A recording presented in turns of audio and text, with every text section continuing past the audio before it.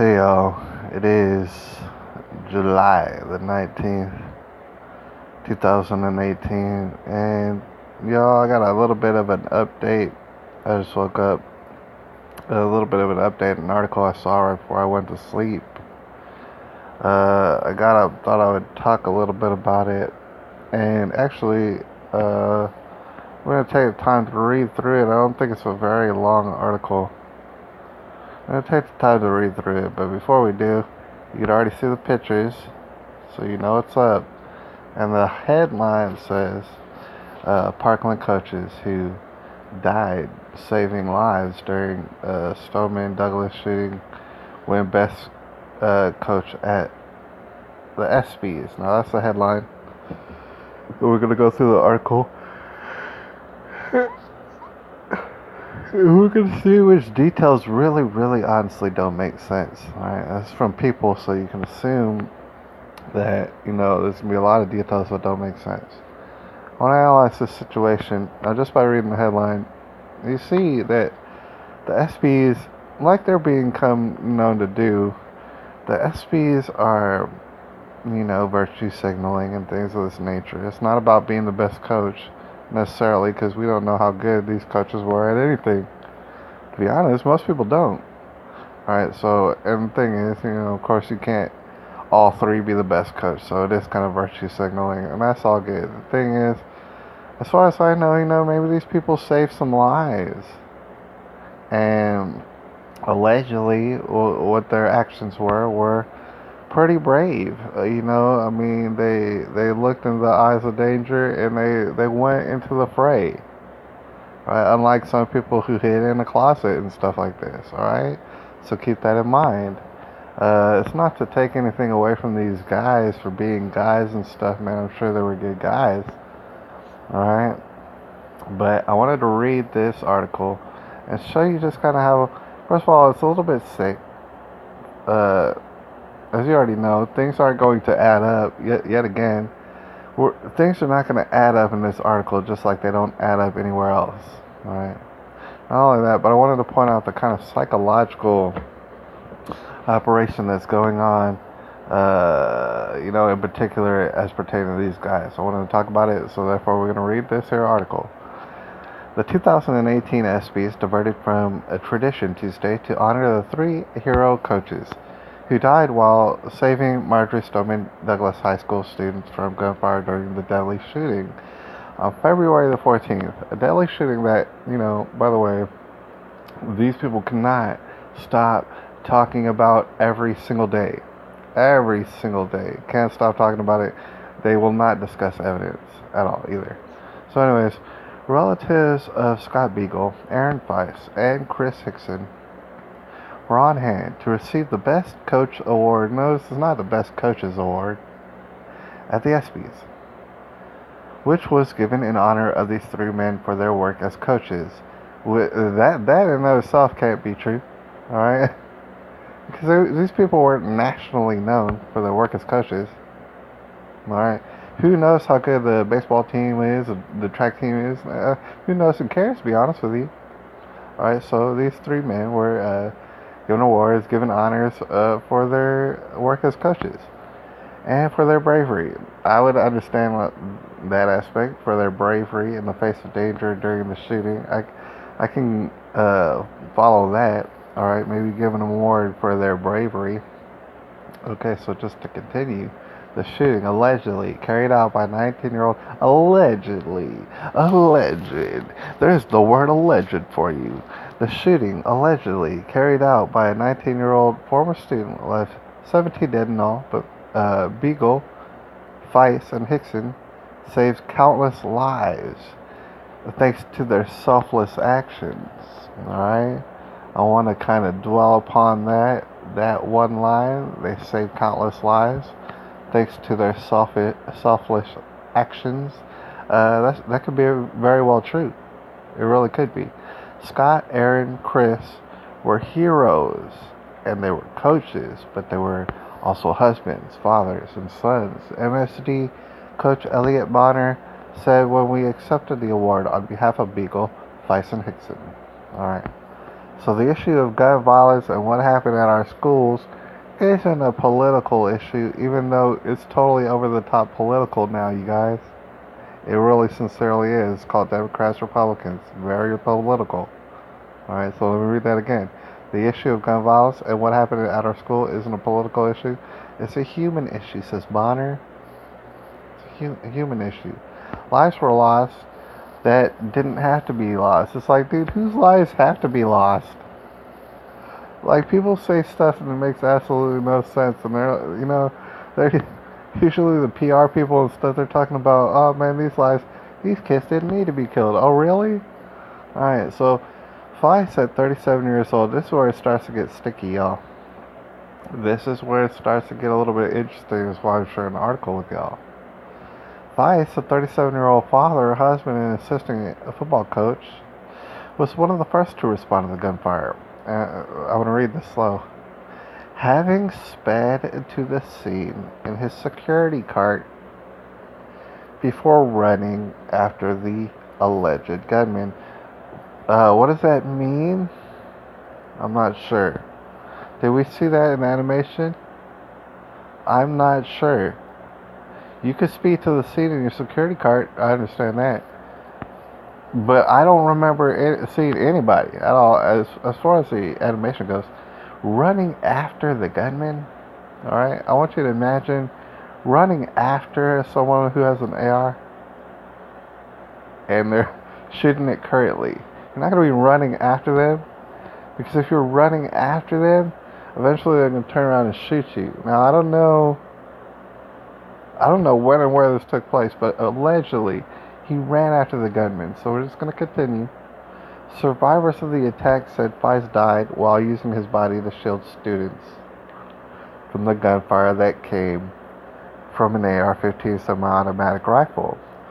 Fleiss was also an alum of Marjory Stoneman Douglas, having graduated in 1999. So before we go any further, it's going to be the case with all three people, all three of these coaches right now. But I wanted to mention, alright, Fleiss, he ran after the gunman. He was running after the gunman somehow. In an animation that we've yet to see. He was running after the gunman. He wanted a good shot. Alright, just like you would assume. Alright, he's a hero. He threw his body in front of children supposedly to save their lives. Now, you know what would have been even better is if Fleiss, who was a security guard at the time, he had a golf cart and everything. If Fleiss was given a weapon, that would have been better. If he had a weapon, he would have been formidable against the shooter.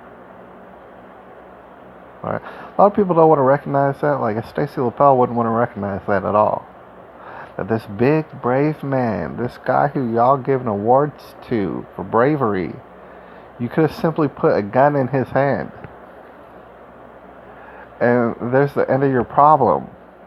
Alright, for the most part, Stacey LaPel's falling all over herself, talking about, oh, I can't have a gun, I'll shoot myself. I'll shoot myself in the nose and I'll shoot all the kids. And stuff like that. You can't trust me with a gun. Nobody's trying to trust Stacey LaPel or any of the other cowardly teachers with a gun. Nobody's trying to trust you with a gun. Nobody is. Nobody is. Simply people are trying to put guns in the hands of a Coach Fleiss. Alright? Could have saved his life. He could have saved more children's lives. But instead, he has to go ahead and throw his body in front of the students, thereby killing himself. Beagle was a geography teacher, counselor, cross-country coach at high school. I don't know how good his cross-country team is. I have no idea. But he was killed while giving shelter to students inside his classroom. He was shot while he went to lock the door after students rushed to the classroom to escape. Right? A lady by the name, her whole name is Kelsey Friend. Y'all might want to look that up. Kelsey Friend, one of Beagle's students, told ABC that she believes the shooter likely didn't go inside the room after seeing Beagle's body next to the door. Let's read that again. Kelsey Friend, One of Beagle's students told ABC that she believes the shooter likely didn't go inside after seeing Beagle's body next to the door. Right? And so who knows how many lives Scott Beagle's dead body saved. Right? That's the whole thing. That's what they're insinuating. His dead body probably kept the shooter out of the classroom because perhaps the shooter is he's a pretty small, he's a growing boy. Maybe he didn't have what it takes to pull Scott Beagle's body from out of the door so he can get in the classroom. All right, that's what Kelsey Friend is insinuating. All right, thereby saving all sort of lives in that classroom. All right, you see how it's like a fantasy story of like, oh, he's a hero, and by all means, Scott Beagle's a good guy. All right. This doesn't explain anything, though. This doesn't explain how the shooter didn't go in y'all's classroom, because if you'll note, the shooter didn't go in not one classroom, ever, in the school. So, I sincerely don't believe that it was Beagle's body that kept the shooter outside of the classroom. He didn't go into any classrooms, except the last one, right? And that classroom was all by himself. He was alone. Alright, so technically speaking, if you're going by statistics, Beagle's dead body didn't save not anybody at all. At all. Alright? But, I don't know. In case if the shooter did want to go in that classroom, he couldn't because of the dead body. Hickson, an athletic director and wrestling coach at the school, is reported to have tried to disarm the alleged shooter. I'm glad that we're actually finishing up on Hickson. If we can find the rest of the dang article, see where it is. I guess this would be the end of the article. Wow. Wow. Y'all forgot. I guess this is the end of the article, thereby showing you just how little people actually does care about these coaches, because we have a little tiny paragraph. It's not even one sentence, really. It says Hickson, an athletic director and wrestling coach at school, is reported to have tried to disarm the alleged shooter. Now, I heard about someone trying to wrestle around with the shooter. I mean, y'all probably heard about it over, the radio and everything else. All right. So you understand that was probably Hickson. Probably it was Hickson who was wrestling around with the shooter, trying to disarm the shooter. All right. So that's the third example, and it's even the best example. They saved it for the last. He's the best example. I believe Hickson, if I'm not mistaken, is a naval veteran. They didn't mention that. They didn't care to mention that at this point. But he's a naval veteran, if I understand correctly, and I believe his son is actually in the Marines. So he's kind of a military guy. All right. You got Feist over there, who's a big guy. He's a security director. You got Beagle, who, he had the bravery enough to have the children run into his classroom so he can lock the door and get shot to death. You got Hickson over here. He's a naval veteran. His son's in the Marines, all this military family and stuff like this. He was so close